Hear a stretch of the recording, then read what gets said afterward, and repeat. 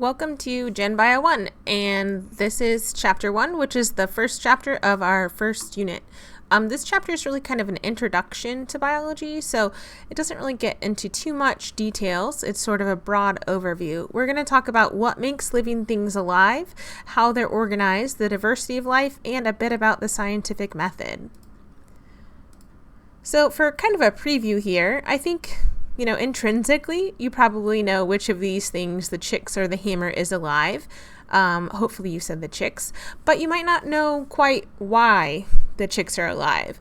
But don't worry, biology has it all figured out for you, and we'll talk about that here.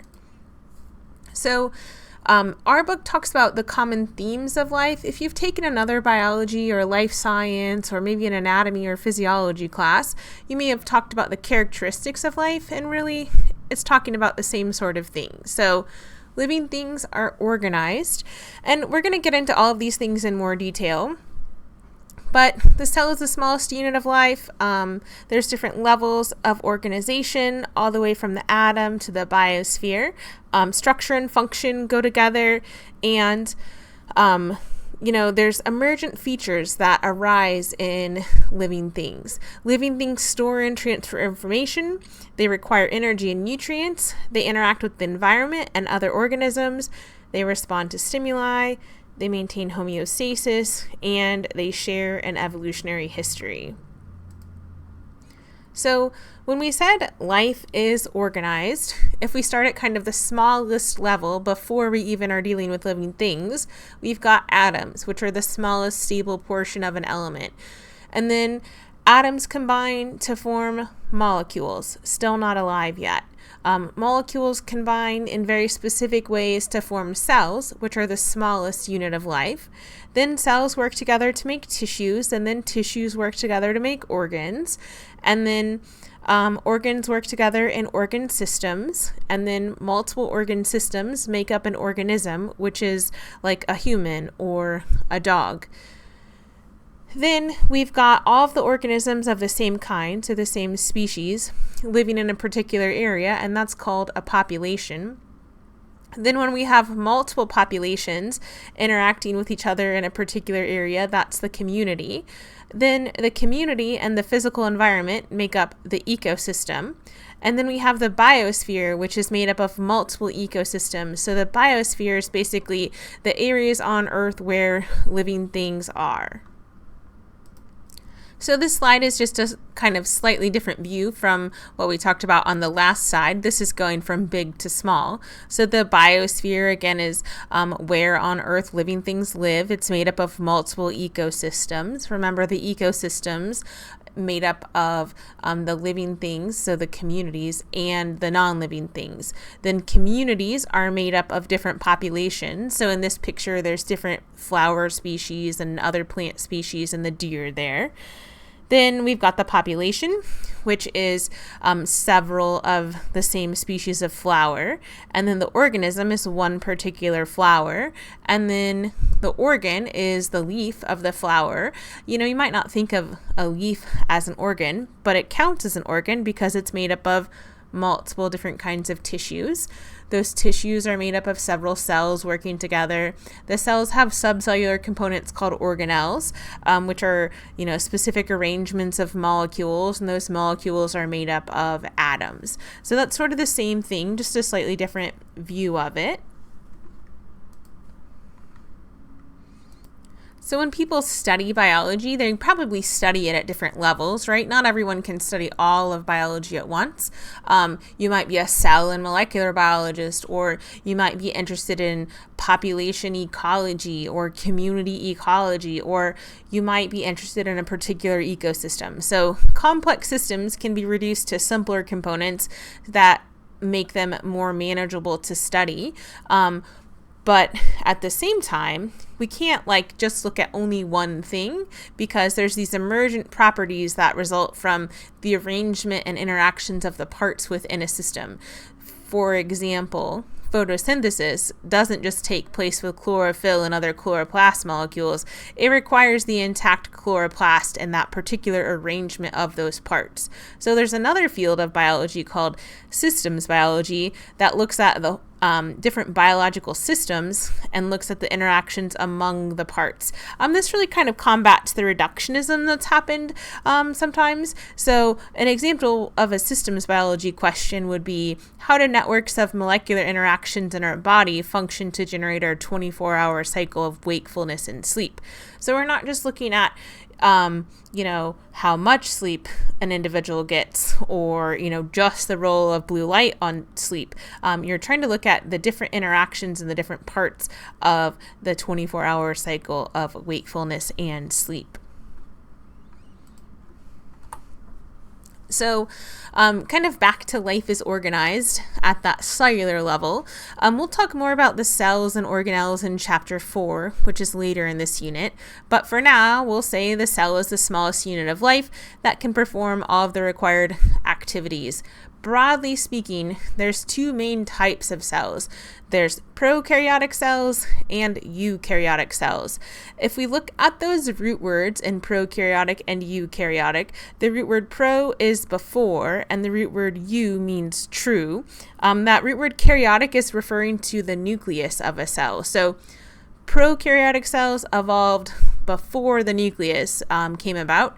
So they do not have a nucleus, and they have kind of more simple organelles. They don't have any membrane-bound organelles, and they're generally smaller than eukaryotic cells. Whereas eukaryotic cells, that root word eu again means true. So eukaryotic cells have a true nucleus, so they have a nucleus, and they have more complex membrane-enclosed organelles, and they're also larger than prokaryotic cells. Again, we'll talk more about prokaryotic and eukaryotic cells coming up in chapter 4. Living things are organized, and their structure and function go together. So if you've taken an anatomy and physiology class, you know this structure, anatomy goes together with physiology. But probably just from life, this as well, right? Like your door opens and closes the way it does because there's a hinge on the door that allows it to do that. Just like the joint in your elbow works similar to that hinge and how it moves in some ways. And if either the hinge or your elbow was broken, those parts would not function in the typical way. So then another theme of life is life's processes involve the expression and transmission of genetic information. So chromosomes contain most of a cell's genetic material in the form of DNA, and there's hundreds or thousands of genes along the chromosome. A gene is a unit of inheritance that transmits information from parents to offspring. And then gene expression means that gene has been expressed. So that gene has directed the production of a product, like a protein, for example. So just because you have a certain gene doesn't mean that gene is turned on or expressed, but you still carry that genetic information. And we'll talk more about genes and gene expression in other chapters as well. We actually have a chapter where we talk about patterns of inheritance, and we have another chapter on protein synthesis, and we have another chapter on gene expression. So this is going to be explained in a lot more detail coming up later.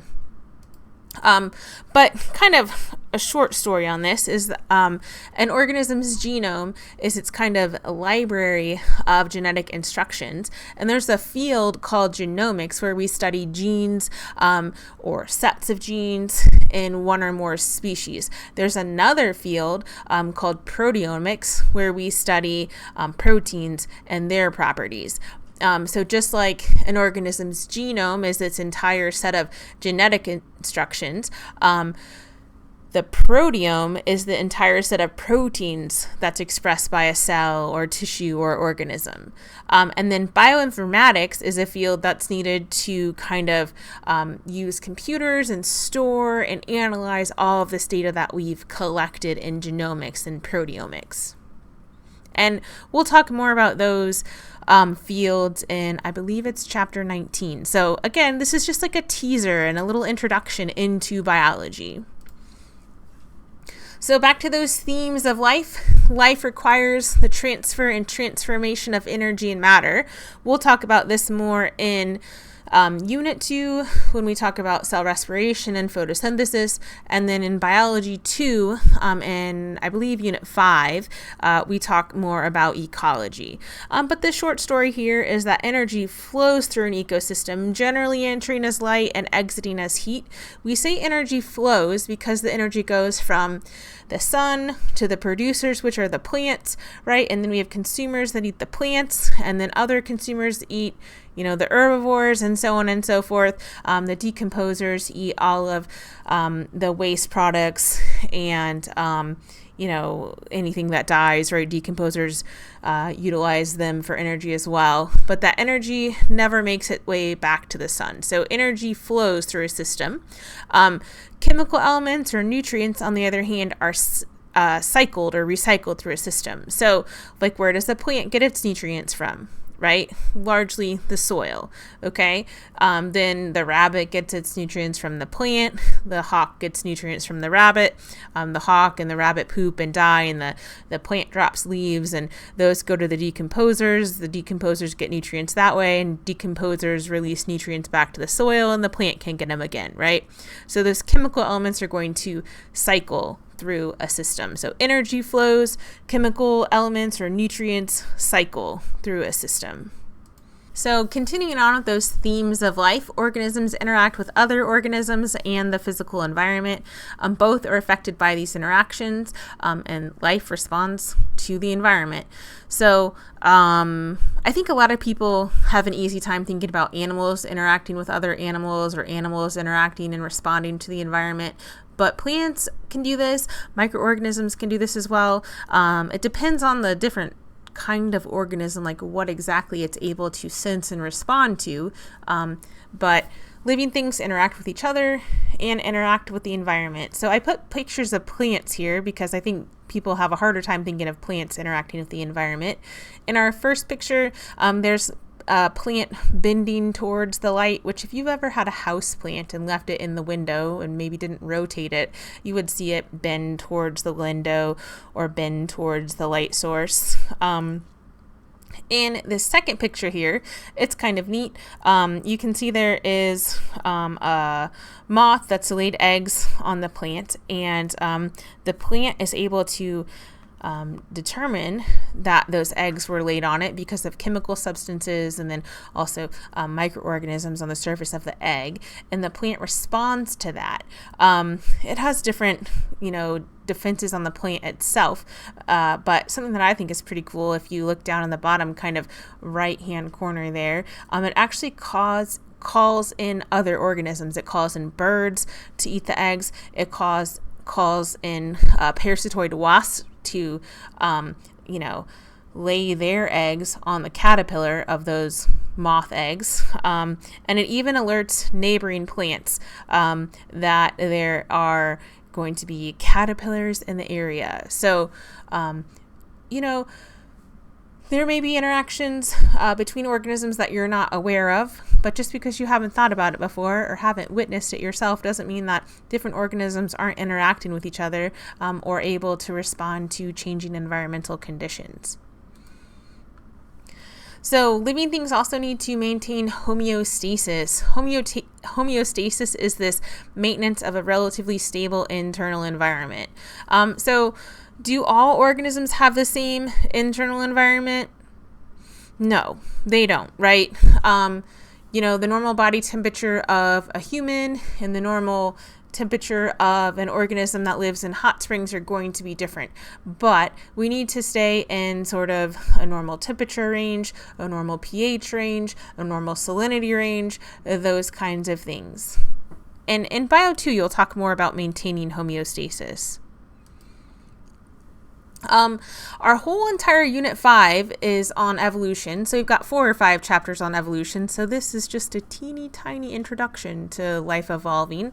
But the big picture of evolution is that the genetics of groups of living organisms changes over time. So individual organisms don't evolve, but the genetics of the population or the species changes over time. So evolution is kind of a lens that we can use to view biology in. So evolution accounts for the unity and the diversity of life. So Some things that all living things have in common is that all living things are made of cells, and all organisms have DNA as our genetic instructions. We all use ATP as kind of our cellular energy currency, and we all have a cell membrane that's, pretty similar. There's some differences between different domains of life, but it's broadly pretty similar. So we've got those things in common, but there's also this huge diversity of life as well, which we'll talk about on the next slide. So with the diversity of life, there are 3 domains of life. There's bacteria, which is a prokaryotic domain. You've probably heard of maybe like E. coli or something like that before. That's a bacterium. Then there's also archaea, which is another prokaryotic domain of life. Organisms in archaea are famous for being extremophiles, so living in extreme temperatures or extreme pHs or extreme levels of salinity. And then there's the domain that we're in, which is eukarya.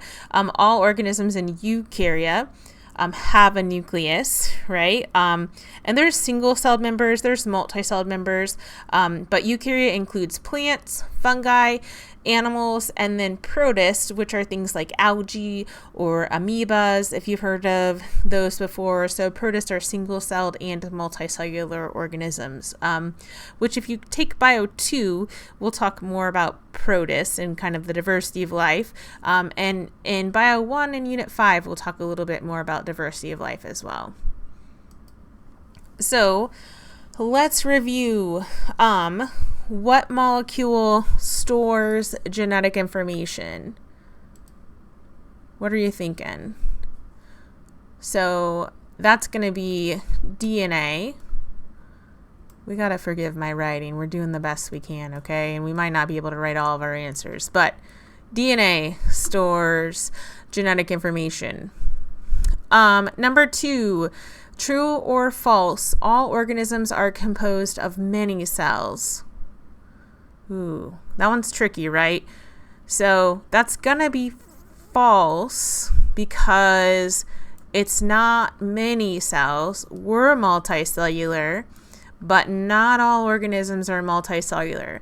Like that E. coli bacterium, that's unicellular. So all organisms are composed of at least one cell, but they're not all composed of many cells, so that's false.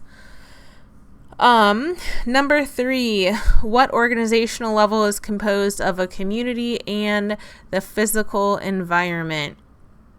So, community plus physical environment, that's going to be the ecosystem. Man, our handwriting is getting rougher. Ecosystem is community and physical environment.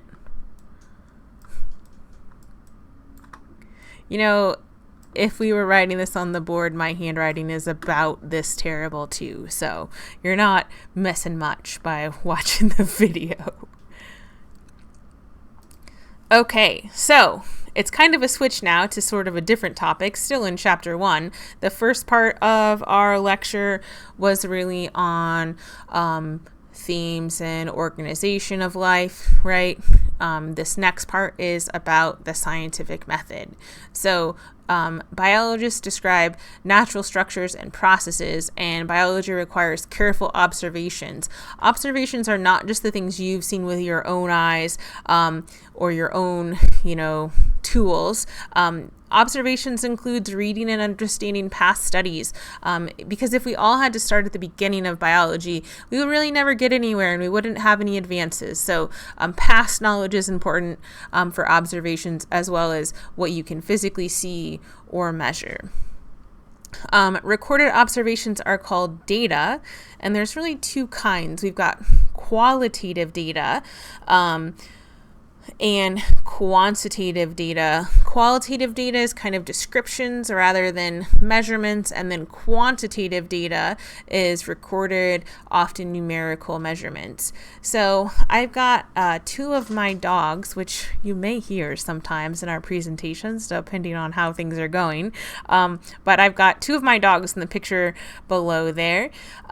So what are some things we could look at or tell about these dogs, that would be an example of quantitative data. I'll give you a moment to think about that. If you want to pause, you could pause and think about it as well. So quantitative data of both of these dogs, we could see how tall they are, or how long they are, or how much they weigh, right? Those would all be quantitative data. We could also count the spots on them if we wanted. That would be quantitative as well. Qualitatively, what kind of qualitative data could we say about my dogs?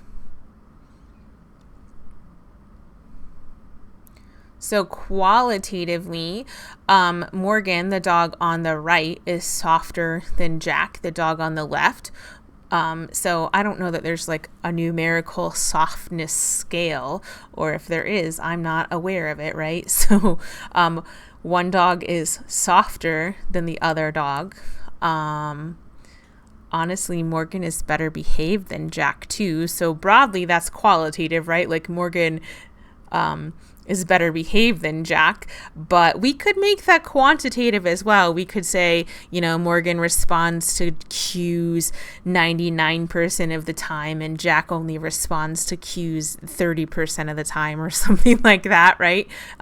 So sometimes you can take something that's qualitative and give it a scale and make it quantitative.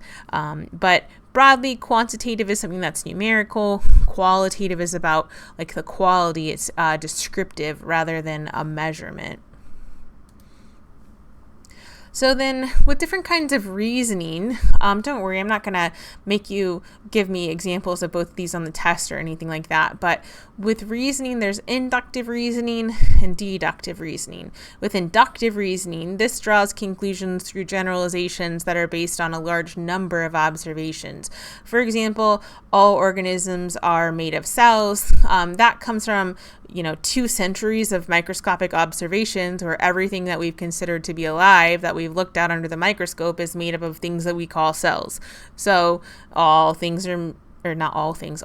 things, all organisms are made of cells. Deductive reasoning, on the other hand, extrapolates from general premises to specific predictions. So if you have a desk lamp and the desk lamp doesn't work because the bulb is bad, then the lamp will work when we replace the bulb. Is that the only reason lamps ever don't turn on? No, there could be lots of other explanations for that as well, right? So if it's not the bulb, then changing the bulb wouldn't fix the lamp. It could be that, the power's out in the town. It could be that it was unplugged. It could be that you flipped a breaker. There's lots of reasons that the lamp might not be working. But if it's the bulb and we replace the bulb, then the lamp will work. So that brings us to hypotheses. A hypothesis is a testable, tentative explanation. So a scientific hypothesis leads to predictions that can be tested with additional observations or an experiment. An experiment is a scientific test. It's often carried out under controlled conditions. A hypothesis has to be testable and falsifiable. One tricky thing is we can never say that we've proven our hypothesis true because of the nature of statistics and because we can't test all of the alternatives. Instead of saying this is proven, what we can do is say the hypothesis is supported by the data, and hypotheses gain credibility by surviving multiple attempts at falsification. And when we eliminate alternative hypotheses by testing. So if we go back to our desk lamp idea, right? We had our lamp and we thought it was the bulb. Well, we put in a new bulb and the lamp still didn't work. Check the plug. Okay, plug it in. Does it still work or not work, right? So we can kind of support a hypothesis even though we can't technically prove it to be true. So that brings us to experiments. A controlled experiment compares an experimental group with a control group. So the control group is the same as the experimental group, except the control group does not receive the experimental treatment. And then with variables in the experiment, we've got independent variables and dependent variables. The independent variable is the variable that the researchers are changing or manipulating. I always think I change the independent variable. The dependent variable is the variable that depends on the independent variable. So if we were wanting to see if a fertilizer affected plant growth, the independent variable would be the fertilizer application, and the plant growth, like let's say height of the plant or number of leaves, that would be our dependent variable. In this slide, there's a cartoon of mice, and the mice on the left hand side, they look relatively normal, I suppose, and they said, well, I guess we're the control group, and the mice on the right hand side are all blurry. Apparently maybe they had some kind of medication or some sort of food additive or something like that. But if you look at the cartoon, there are pairs of mice in each cage. They both have the same kind of food. They both have the same kind of tank setup. They both have the same wheel, those sorts of things. So both groups have everything the same, except one of them is getting the experimental treatment. So we have a control group and an experimental group in that picture. So as far as the scientific method goes, you've maybe seen the scientific method in kind of a step-by-step pathway before, right, where you have observations that lead to hypothesis, then you create an experiment to test the hypothesis, and you come to some sort of conclusion, and then, maybe you get a new hypothesis and a new experiment, and so on and so forth, and, eventually that could lead to a scientific theory. This is another way to sort of look at the scientific method here, where, you've got your observation, and that observation, you've got 3 different hypotheses, and, you can really only test one at a time. So you test one of them, you make a prediction, you do an experiment, and then the data doesn't support that first hypothesis. So you go back to the drawing board, try hypothesis number 2, make your prediction, do your experiment. Hypothesis number 2 didn't work either. So we reject that, go back to number 3, and make predictions, do experiments. The predictions support the the experiments support those predictions to support those hypothesis number 3, and then you draw some sort of conclusion. Notice this one does not end in a scientific theory.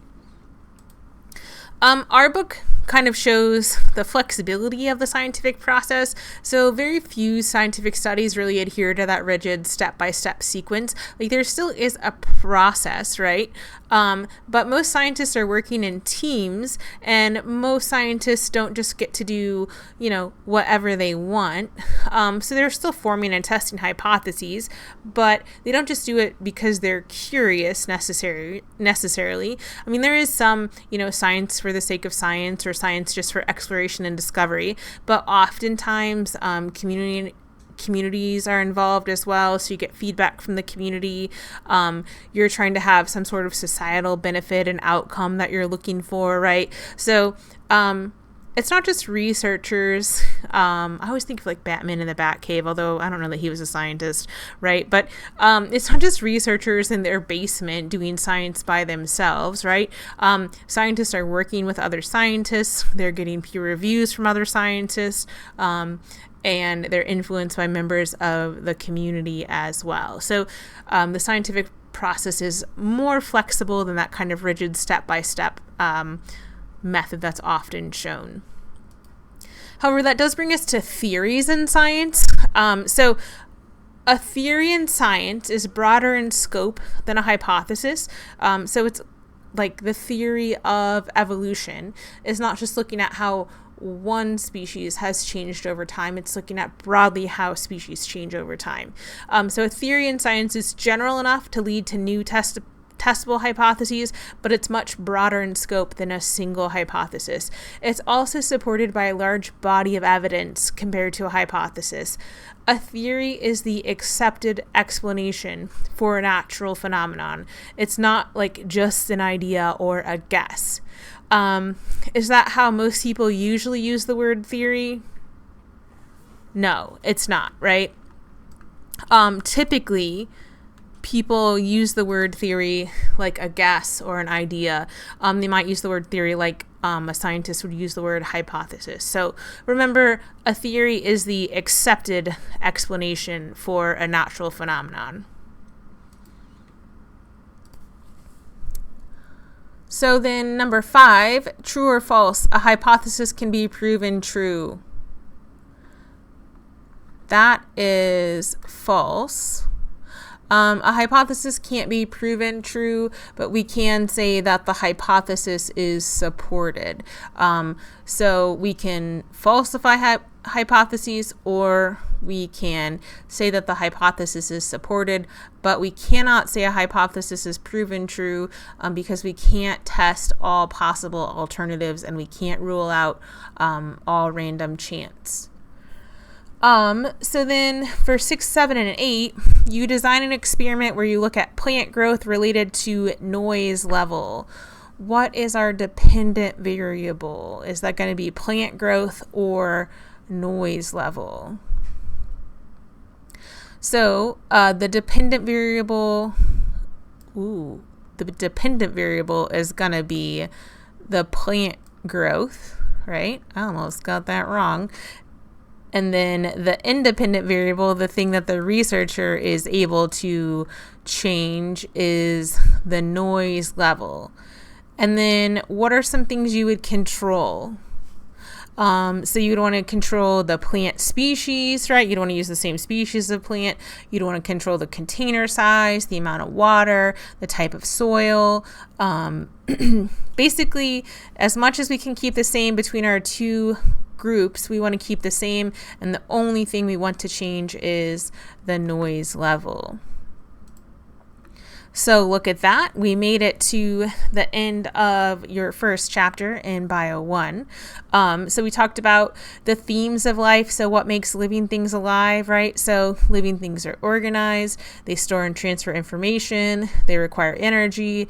They interact with their environment and other organisms. And they share an evolutionary history. If we flip back to that organized part, right, remember there was all those levels of organization from atom to biosphere. We talked about cells. We talked about anatomy and physiology, all of that. So feel free to check out your reading guide for kind of a more detailed breakdown of things, or go back through your notes as well. Then in section 1.2 in our book, we go over diversity of life. There's 3 domains of life. What domain are you in? You and I are both eukaryotic organisms. We're animals, so we're in the eukaryotic domain. And there are 2 prokaryotic domains. There's bacteria and archaea. What's it mean to be prokaryotic again? Prokaryotic cells do not have a nucleus. Then we've got the eukaryotic kingdoms. So in the domain eukarya, there's plants, animals, and fungi. Those are all kingdoms. And then there's a group of organisms called protists that are also eukaryotic. So then in the last part, we talked about the scientific method. We talked about quantitative and qualitative data. If we took the temperature of something, that would be quantitative. If we said, that's a beautiful flower, that would be qualitative. A hypothesis versus a theory. A hypothesis is a tentative, testable explanation. A theory is the accepted explanation for a natural phenomenon. Theories are much broader in scope than a hypothesis. In a controlled experiment, you have 2 groups, the experimental group, which gets the experimental treatment, and the control group, which is the same as the experimental group, except they don't get that treatment. And then independent variable, that's the variable that the researcher is manipulating. The dependent variable changes in response to the presence of the independent variable, and controls are things that are the same between the experimental and control group. So that's the end of chapter 1.